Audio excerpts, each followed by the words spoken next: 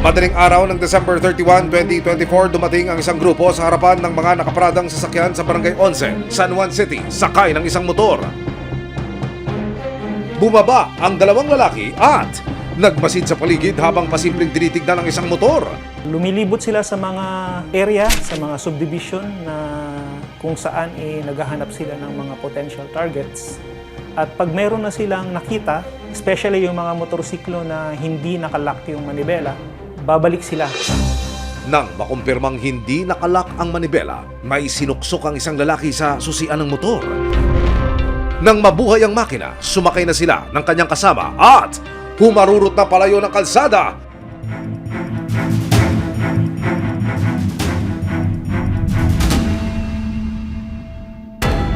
Ang may-ari ng motor na si Christine, hindi inaasahang ibang handa pala ang sasalubong sa kanya sa bagong taon. 6 a.m. po, lagi po kasi yan, araw-araw po talaga namamalengke yung mama ko. 7 a.m. po, kinatok niya po ako, sabi niya nawawala daw po yung motor namin. Kala ko nagbibiro lang po siya Pumunta si Christine sa barangay para magpa-blatter sa pag-asang mahanap pa ang kanilang sasakyan. Paggising ko pa lang, parang hindi pa siya nagsisink in na baka may nang trip lang or baka na-tow, ganon. Nung dumiretso po ako ng barangay namin, sa mga tanod po, nagpa-review po kami ng CCTV nung huling oras na nakita ko po siya. Sa CCTV video, makikitang sinakyan ng isang lalaki ang motor ng umilaw ang headlight. Umangkas ang isa pang lalaki at saka sila umalis sa lugar. First time po, and parang hindi po namin talaga inakala kasi sa barangay po namin, ang tagal na po sa amin ng mga motor namin na safe lang talaga. Umaga ng December 31, 2024, inilapit na rin ni Christine ang reklamo sa San Juan City Police pero hindi raw malinaw kung saan dinala ang kanyang motor. Ito ay successful na na-start, na force start ng mga kawatan. So ginamitan nila to ng pick lock. Pagka kuha po ng motor ay naitakbo po to sa isang lugar. Unfortunately, na-dispose na po ang motor. Nabenta na po sa isang unknown na buyer. Bukod sa nawawalang motorsiklo, hindi pa rin natutukoy ng mga otoridad ang dalawang kawatan ng motor ni Christine. Madaling araw ng January 7, 2025, huling-huli ang isang lalaking naglalakad sa kalsada sa Barangay Addition Hills, sakop po ng San Juan City. Huminto ito sa paradahan ng mga motorsiklo at tinanggal ang nakaharang na upuan. Umupo ang lalaki habang tinitignan kung ano ang nasa kanyang paligid. Nang makahanap ng tiempo ang lalaki, dito na niya pinaandar ang motorsiklo at iginilid muna sa tabi. Maya-maya pa, biglang dumating ang isang nagpapatrol na police mobile. Tinanong ang lalaki kung sa kanya ba ang motor na pilit niyang tinutulak. Nang hanapan ng mga ORCR at susi para sa motor, wala itong maipakita. Oh no, kuya, galingan niyo po ang pagrarason sa mga otoridad.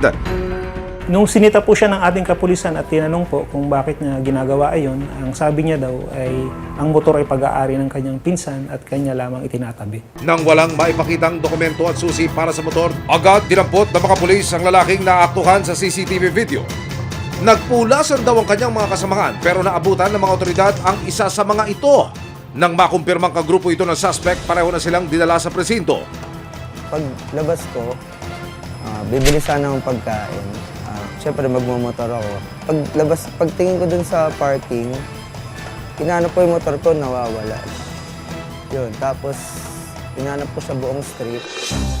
Lumipas ang 30 minuto ng paglilipot sa lugar pero bigo pa rin siya sa paghahanap ng kanyang sasakyan. Maya-maya pa, nakita ni Justine ang mga pulis na nag-iikot sa kanilang lugar. Tapos biglang may umiikot ng pulis. Doon na sila nagtanong. Doon ko na na-confirm na nakarnap. Doon ko na silang na-meet mismo. Na nahuli nila. May nahuli sila na may nang karnap. Tapos confirm sa akin yung motor. Mahigit 80,000 pesos ang halaga ng kanyang sasakyan na muntik ng batakay ng lalaki. Nung nalaman ko nga lang po nawawala yung motor ko, hindi po talaga ako makakatulog. Hindi lang naman siya pang alis-alis .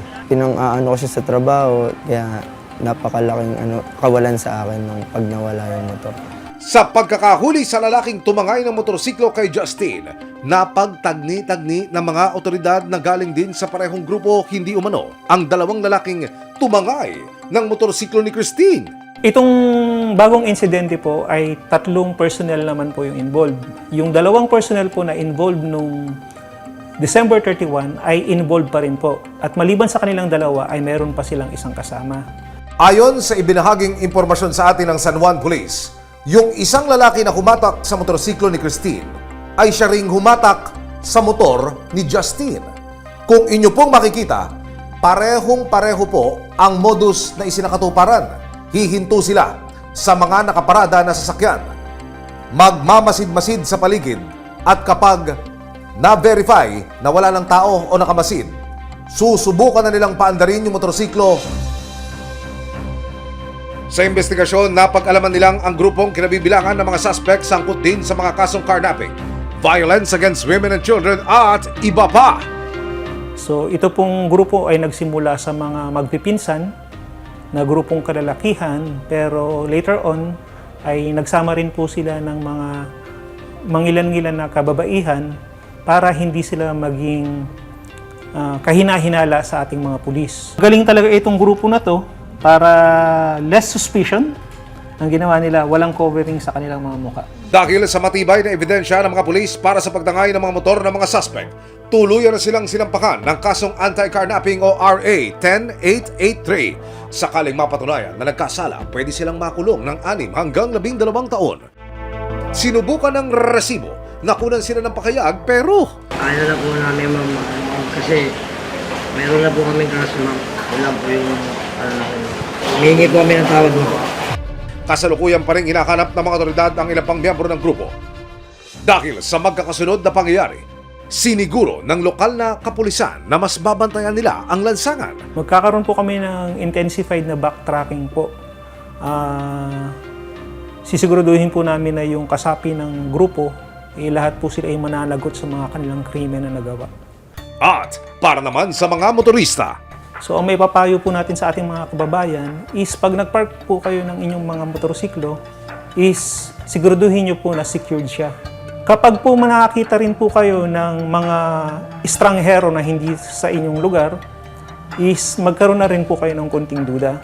nakalusot man sa nakaraang mga insidente ng pagnanakaw umano ang mga miyembro ng grupong kinabibilangan ng mga suspect, hindi titigil ang mga alagad ng batas at resibo na suyurin ng lansangan, tulungan ng mga nabiktima at matunton at mapanagot ang may atraso.